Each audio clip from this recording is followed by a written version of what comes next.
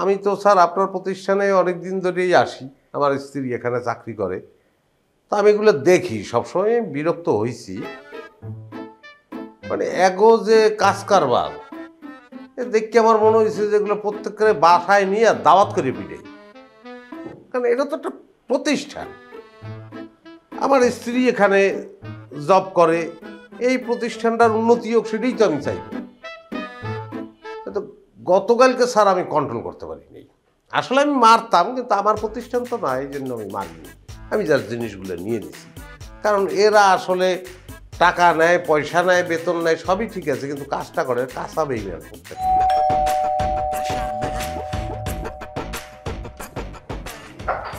আরে ভাই কেমন আছেন? ভালো ভালো।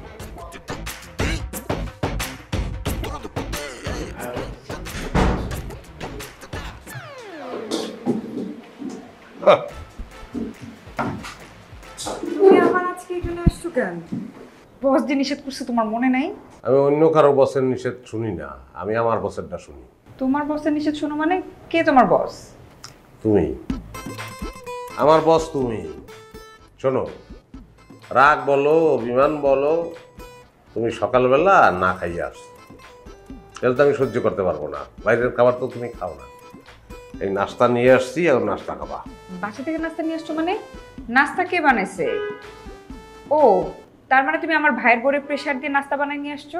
ওরে বাইরে, যার যেটা কাজ, স্থান কাল পাত্র ভেদে সে তো সেই কাজটাই করবে, এটাই করা উচিত, সে তাই করছে। আচ্ছা ঠিক আছে, বুঝতে পারছি। তুমি এখন যাও, আমার হাতের কাজটা সেরে আমি খেয়ে নিই। আমি বিশ্বাস করি না তুমি আমার সামনে খাবা, তারপর আমি চলে যাবো। কিন্তু আপনাকে তো যেতে দিচ্ছি না আদিল সাহেব। বস কি বলতে আছেন? আমি তো আসলে আপনার উপকারই করতে চাইছিলাম, সেই জন্য কি পুলিশে ধরাইবেন? আরে না না না না, উপকারীর অপকার করার মতো অকৃতজ্ঞ ব্যক্তি আমি নই।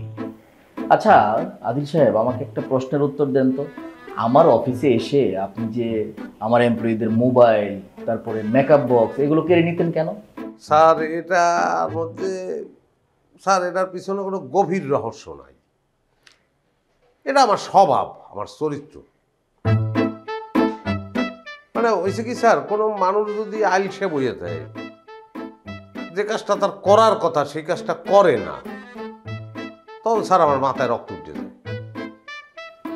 আমি তো স্যার আপনার প্রতিষ্ঠানে অনেক দিন ধরেই আসি, আমার স্ত্রী এখানে চাকরি করে, তা আমি এগুলো দেখি, সবসময় বিরক্ত হয়েছি।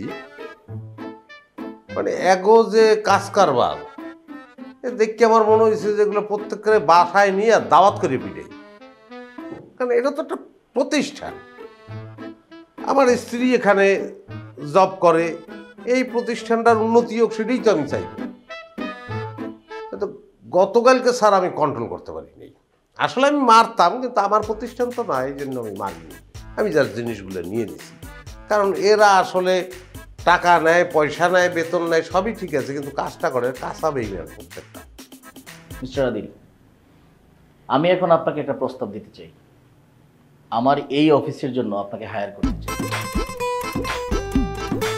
নো প্রবলেম, স্যালারি আলোচনা সাপেক্ষে হতে পারে।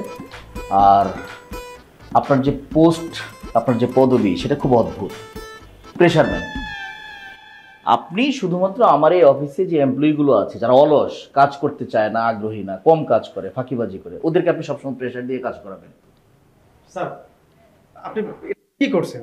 মানে অযথা কেন নতুন একটা এমপ্লয়ারকে এখানে ইনভলভ করে তার পিছনে টাকা নষ্ট করবেন? বরঞ্চ আমরা আছি, আমরা সবাই মিলে একটু বেশি বেশি কাজ করবো, কি বলেন সবাই?